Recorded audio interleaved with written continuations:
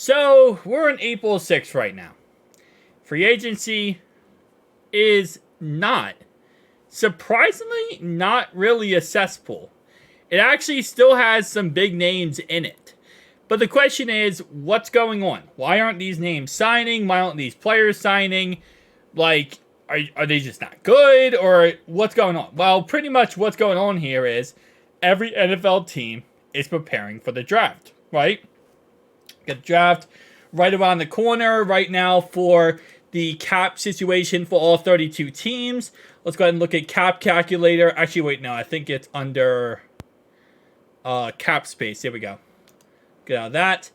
You can see, I mean, there's still some teams with some major, caps. 46 million for the Patriots, 43 million, 31 million, 30, 30.6, 29 million, and so on and so on.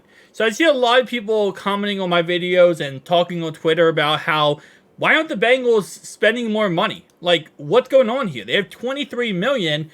You might as well use up that money so you can, go into the season with the best possible roster. Backup depth pieces, offensive line actually has backups. Things look good. Well, see, right now we're in that gray area, as I would call it, where we're not at the draft, but we're right before the draft. All the teams are meeting with all the prospects. They're kind of figuring out what players you like, what players you don't like. And what I mean by that is you already have a draft board of players you like, you don't like, but now you're finalizing it, right? Now you're finalizing, okay, well, now we met with Fuaga. What kind of person is he? What's his personality? What makes him tick? Is he a good leader? Is he a good player outside of just what we watch him on tape? They're kind of finalizing that kind of stuff, right? So the reason why free agency right now is in a standstill is because all of these guys, while some of these players are still good, don't get me wrong. I mean, I don't really think Tannehill. But David Bakhtiari, when he's not hurt, he's really good. Xavier Howard, really good too. Jamal Adams, can't stay healthy. J.C. Jackson, really good cornerback.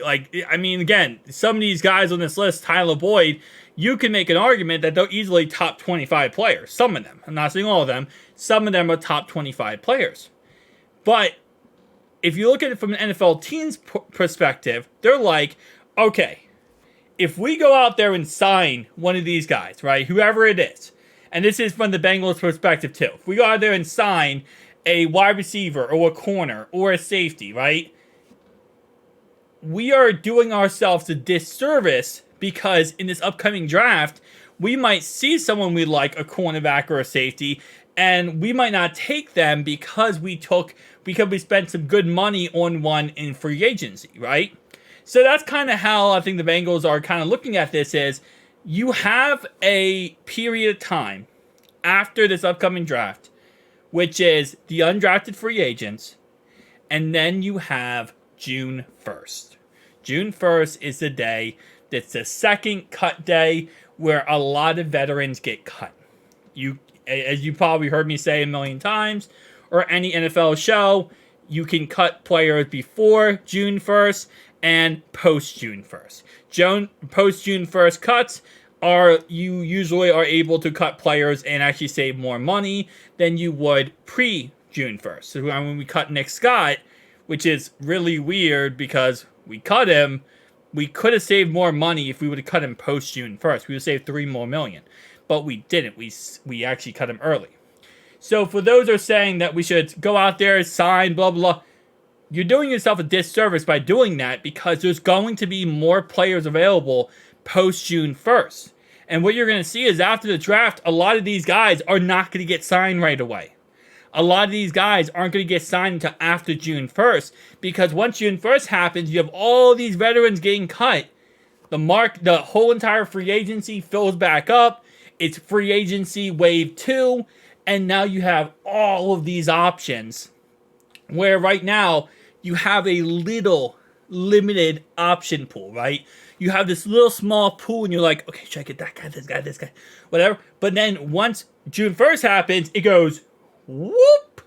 And now you have a whole pond of players plus undrafted players who have hit free agency as well. And now you can kind of sit back and say, okay, We drafted this position, we drafted this guy, we drafted this guy. Let's finalize our roster off now. And then you get into training camp and mini rookie OTAs, rookie mini camp, and all that kind of stuff, right? But you kind of get that finalized roster now. You know, we had the first wave of free agency, which was awesome, right? You had all the best names, all the best guys. Now, all these players now are going to be sitting here probably until post-June 1st. Because post-June 1st, there's going to be so much more options available. So that's what the Bengals are doing right now. And that's what every team is doing right now. They're kind of preparing for the draft in two sense. Not only for the fact of, you know, who they're going to draft, but they're kind of holding off and saving their money and their cap space until post-June 1st. Because you're going to see some players that you don't expect to get cut post-June 1st. Because of how much money these teams can save on them. A lot of them are older players, right? 27, 28, 29, 30. I know, 27, 28 doesn't seem old. Depends on the position, right? But there's going to be a lot of players who get cut who are a little bit more older veterans. And a lot of offensive linemen. So just keep that in mind. That for, you know, and I'm guilty of it too when I go crazy about, oh, we should sign this offensive lineman, this offensive lineman, this offensive lineman. If you do all that, right, and let's say the Bengals went crazy and they put all their money free agency right now, picked up all these guys, so they have a whole list of players. Post-June 1st comes.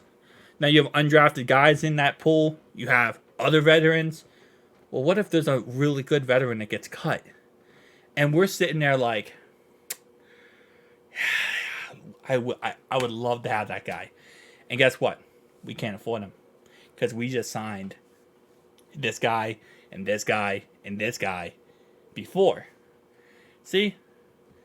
There is a method, I will say, to this madness when it comes to free agency. A lot of times, you know, again, I've seen the comments everywhere.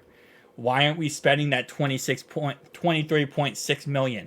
We're not. If we go into the season with $23.6 million, that's going to be an L. That's going to be L. Why would we do that to ourselves? We can't do that to ourselves. We're not doing it to ourselves. We're waiting, just like every other team is, until the second wave of free agency. Because right now, you put all your eggs in one basket by going and looking at the options available now. And we've tried to. You know, we have made our offers. But we have made smart offers. Tahir Tart, we brought him in. We didn't like him. Mekhi Becton, we brought him in. We didn't like him. We're very strategic with how we're going about our offers. So just keep that in mind. Post-June 1st, guys, things are going to get wild, okay? Got the draft at the end of this month, and things are going to keep going crazy. Tell me down below your thoughts and opinions. See you guys next one. Peace out.